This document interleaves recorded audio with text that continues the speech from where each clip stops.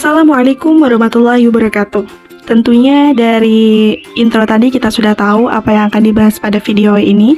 Ya, benar sekali, kita akan membahas mengenai tes Back Anxiety Inventory atau yang biasa dikenal dengan tes BAI. Oke, tanpa berlama-lama kita langsung saja ke slide selanjutnya. Tapi sebelum itu aku mau kasih tahu dulu bahwa ini akan ada keterkaitannya dengan kecemasan. Kenapa sih akan ada materi kecemasan?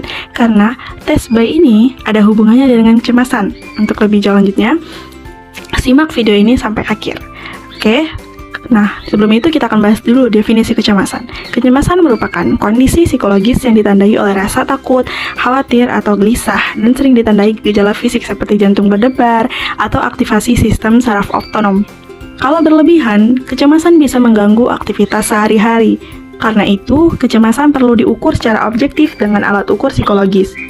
Salah satunya Back Anxiety Inventory atau BAI dikembangkan oleh Aaron T. Beck dan rekan-rekannya. Ini yang saya maksud kenapa kecemasan memiliki terkaitan dengan tes BAI. Ya karena tes BAI ini merupakan salah satu tes yang mengukur kecemasan, teman-teman. Nah, setelah tahu definisinya tadi, mari kita lihat sejarah dan bagaimana sih BAI ini bisa dikembangkan.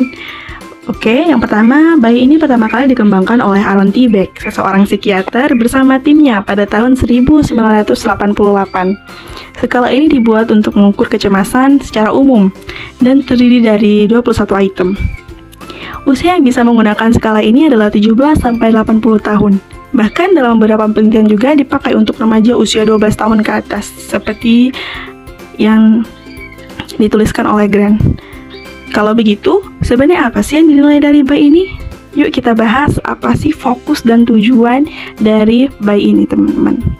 Oke, BAI ini adalah tes laporan diri atau self-report untuk menilai tingkat keparahan kecemasan seseorang selama seminggu terakhir. Instrumen ini berfokus pada gejala somatik kecemasan, sehingga bisa membantu membedakan antara kecemasan dan depresi. Selain itu, BAI juga bisa dipakai untuk memantau efektivitas terapi, maupun sebagai alat ukur hasil setelah terapi. Oke, supaya lebih jelas, kita lihat jumlah dulu nih. Lihat jumlah item BAI dan bagaimana struktur dari BAI ini. Nah, jumlah item dan struktur BAI. BAI terdiri dari 21 item yang menggambarkan gejala kecemasan pada aspek emosi, kognitif, maupun fisik. Ada juga penelitian menggunakan versi 23 item untuk populasi psikiatri dewasa, seperti yang dituliskan oleh Gunardi dalam skripsinya. Setiap item dijawab dengan skala Likert 4 poin, mulai dari 0 yang berarti tidak sama sekali, 1 yang berarti tidak begitu mengganggu, 2 berarti kadang-kadang mengganggu, sampai 3 yang berarti sangat mengganggu. Sekarang mari kita lihat aspek apa saja yang sebenarnya diukur oleh BAI ini. Aspek yang diukur dalam BAI itu ada 4. Yang pertama, aspek subjektif, seperti gugup, gelisah, pikiran kacau, dan takut kehilangan kendali. Kedua, aspek neurofisiologis, misalnya pusing, kesemutan, tangan gemetar, atau wajah memerah. Kemudian yang ketiga itu ada aspek otonom, yaitu reaksi tubuh otomatis, seperti jantung kita berdebar-debar, kita berkeringat dingin, merasa panas, sulit bernafas, dan susah tidur. Dan aspek yang terakhir yaitu aspek terkait panik. Misalnya kita takut mati, panik, perasaan tercekik, atau mudah terombang-ambing. Kalau instrumen ini dipakai, tentu kita harus tahu dulu kan apakah alat ini reliable dan valid, karena itu poin terpentingnya. Maka dari itu, mari kita bahas pada slide selanjutnya. Nah, kabar baiknya, BAI ini ternyata memiliki reliable yang sangat baik dan validitas yang sangat baik. BAI memiliki reliabilitas yang sangat baik. Konsistensi internalnya ditunjukkan dengan kelompok alfa sebesar 0,92. Tes ulang selama 1 minggu pun menunjukkan reliabilitas sebesar 0,75. Dari sisi validitas, BAI terbukti lebih kuat mengukur kecemasan dibanding depresi, dengan korelasi terhadap ukuran kecemasan sebesar 0,48, sedangkan dengan depresi hanya 0,25. Kalau sudah terbukti reliable dan valid, sekarang pertanyaannya, bagaimana sih cara mengadministrasikan BAI ini? Nah, saya akan memberitahu bagaimana cara mengadministrasikannya BAI ini pada slide selanjutnya. Nah, untuk pelaksanaan BAI, itu ternyata dibutuhkan formulir, baik berupa digital maupun kertas, serta dibutuhkan juga alat tulis, seperti pensil atau pulpen. Dan tentunya juga membutuhkan ruangan yang tenang. Waktu pengerjaan sekitar 5-10 menit. Tes ini bisa diberikan pada individu usia 17-80 tahun. Instruksi utama adalah minta peserta menjawab sejujur mungkin sesuai gejala yang mereka alami selama 7 hari terakhir termasuk hari ini. Dan ternyata tes ini juga merupakan tes yang bersifat self-report, di mana pesertanya menjawab sendiri sesuai dengan keadaan mereka.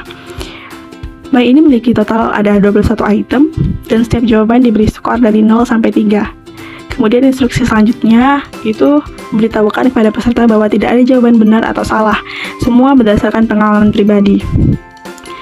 Setelah semua rangkaian selesai, menjumlahkan skor semua item, di mana dengan total itu 0 sampai 63.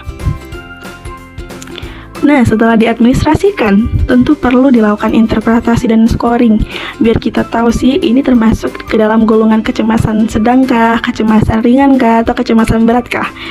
Untuk lebih tahu lanjutnya, mari kita lihat bagaimana cara menilainya.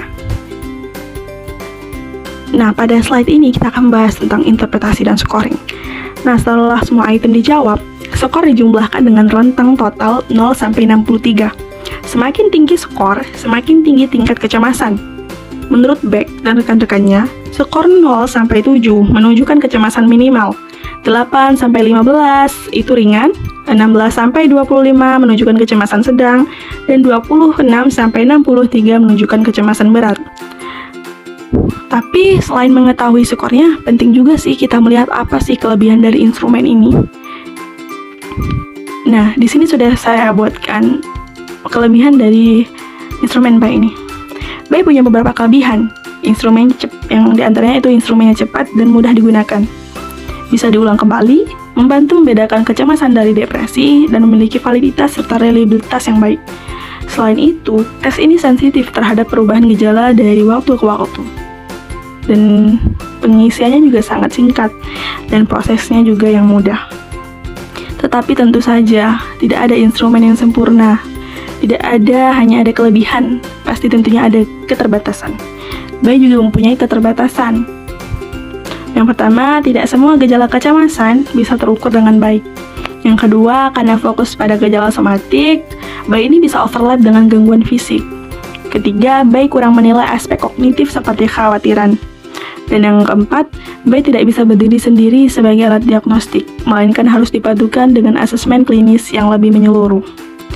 Oke, dari semua penjelasan tadi, mari kita tarik kesimpulan.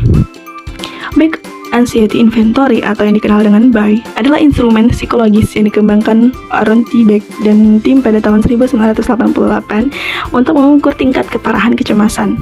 Skala ini terdiri dari 21 item dengan reliabilitas dan validitas yang baik, serta dapat digunakan pada berbagai usia.